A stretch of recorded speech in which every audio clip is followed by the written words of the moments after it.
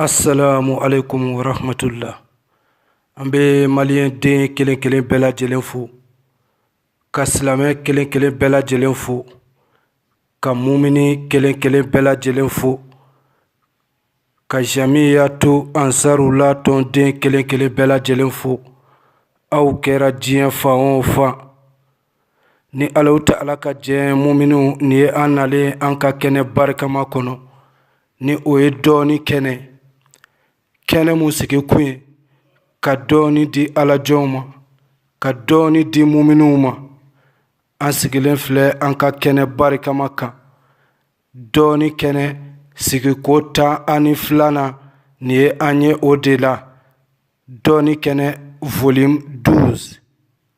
Ni Alahu Ta'ala ka jɛn muminiw bi fayida belebele 3 de bɛ anw bolo ka di alajɔn kelen kelen bɛɛ lajɛlen ma. Aw kɛra diɲɛ fan o fan. Fayida fɔlɔ o ye jumɛn? An ko ten dɔɔni kuma man ca. Alajɔn i bɛ dɔɔni di adamadenw ma ka sɔrɔ nafolo ko tɛ, a ma kɛ ni intérêt, a bɛ kɛ Alahu Ta'ala de kama. Kɛnɛ in sigi kun ye de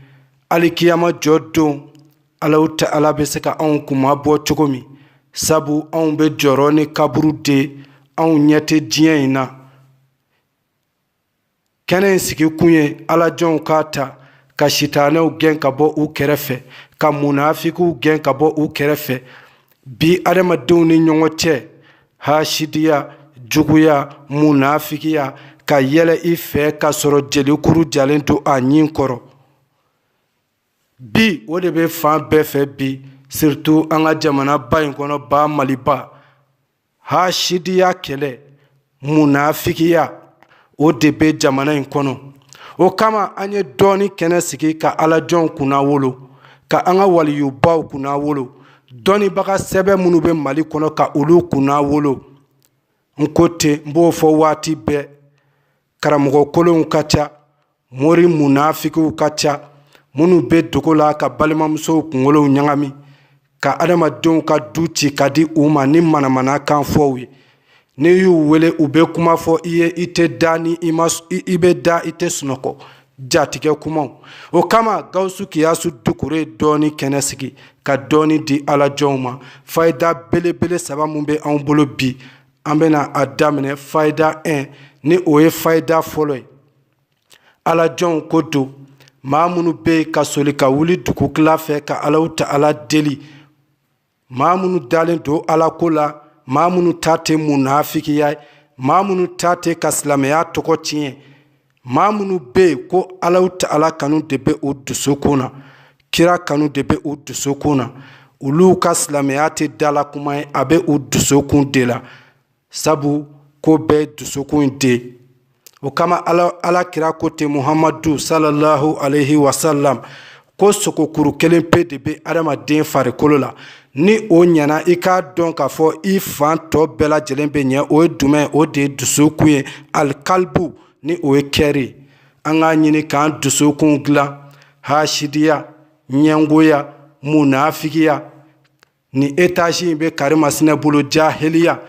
Dɔɔni tununa bi Mali kɔnɔ. Ni ko i bɛ sigi ka karamɔgɔ min ka kutuba lamɛn, ko i bɛ karamɔgɔ min ka wajulu lamɛn, i b'a sɔrɔ o ka kutuba Ala ko kuma tɛ ka fɔ.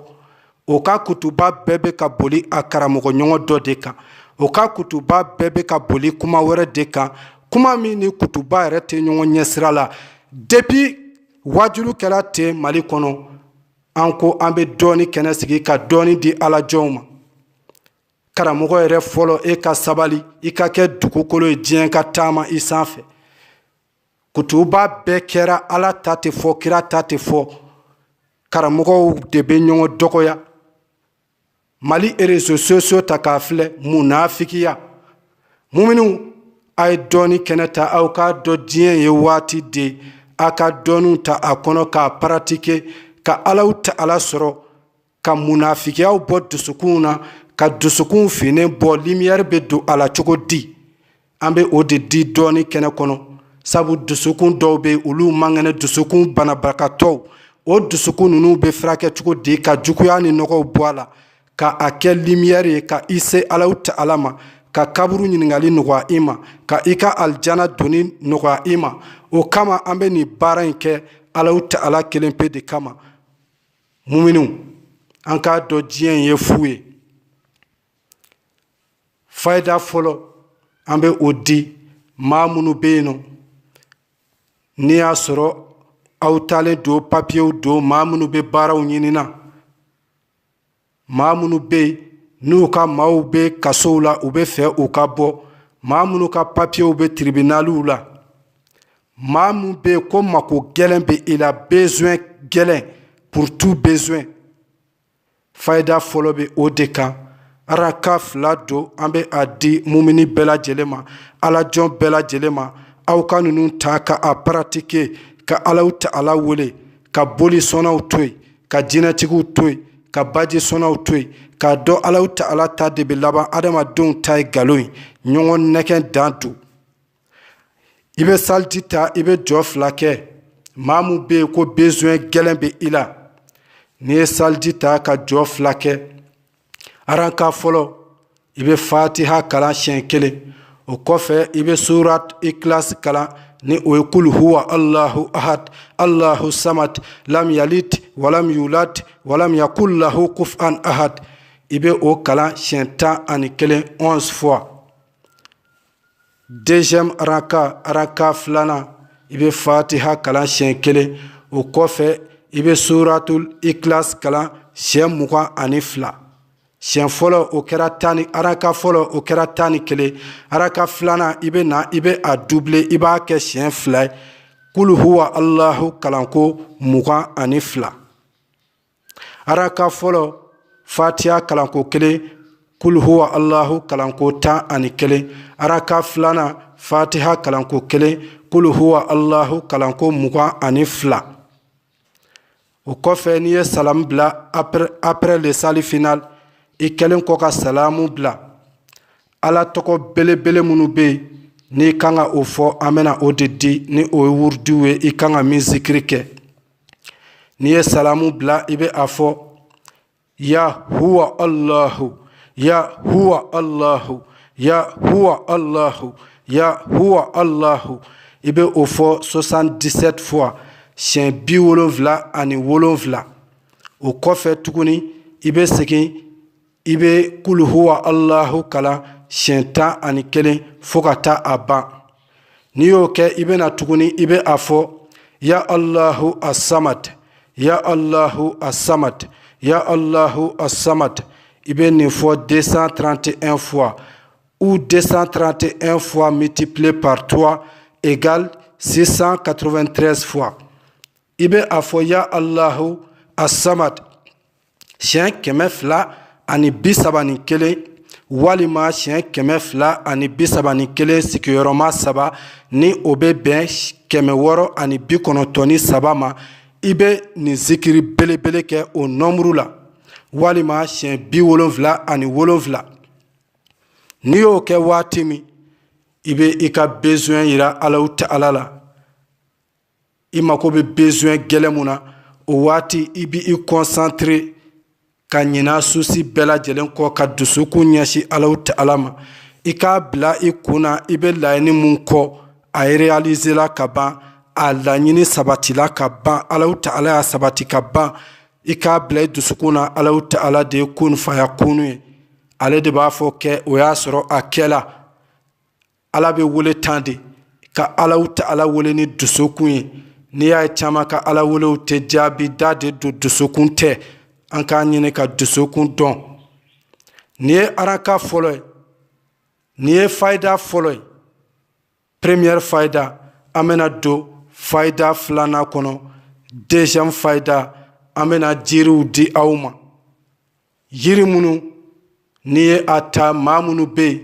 k'u bɛ commerce baw kɛ maa minnu bɛ jagomisɛnninw kɛ maa min mako bɛ jama na maa min i bɛ fɛ diɲɛ ka i kanu adamadenw ka i kanu adamaden jumɛnw ko don adamaden barikamaw de ko don maa barikamaw bɛ se ka ɲɛsin i ma cogo min sinon ni maa barika tan ɲɛsira i ma nafa ma kɛ i la fɔlɔ maa barikama ni o ɲɛsila i ma o de ye laɲini ye sabu an bɛ jiri minnu di an bɛ ani ala tɔgɔw de di aw ma i taara diɲɛ fan o fan maa tɛ se ka mun a fɔ ko min ko i bɛ a haramumayɔrɔ yira sabu Alahu Ta'ala tɔgɔ de bɛ di i ma ani jiriw an tɛ diinɛ tɔgɔ di mɔgɔ ma an tɛna wɔkulɔ tɔgɔ di mɔgɔ ma an tɛna boli tɔgɔ di mɔgɔ ma an bɛ Alahu Ta'ala tɔgɔ de di alajɔnw ma ka se ka aw kisi ka bɔ mori kuntanw bolo soma juguw bolo ni Alahu Ta'ala ka jɛ bi dɔɔni bɛ fako kɔlɔn kɔnɔ ba Maliba kɔnɔ o kama dɔɔni kɛnɛ sigila alajɔnw kama tani galon a fili tɛ fayida filanan o ye jumɛn maa minnu bɛ yen ko i bɛ chancew de ɲini garisigɛ baw maa minnu bɛ yen nɔ aw ka laɲini de jama ka giri aw kan a kɛra feereyɔrɔ ye a kɛra maa o maa ye ko i bɛ jamana baara la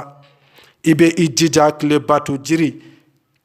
yiri i bɛ o bulu damadɔ tigɛ nin bɛ kɛ jeudi don de ye sɔgɔma yanni tile ka bɔ tilebato yiri i bɛ a bulu damadɔ tigɛ n'i ye a tigɛ ka a ja i bɛ a susu ka barakante ɲini ka a susu ni o ye n'i ye a ɲagami i bɛ mɔgɔ bila ka nasi sɛbɛn ya wadudu écrit en nasi ya wadudu 333 fois i ka ya wadudu sɛbɛn ka nasi bɔ siɲɛ 333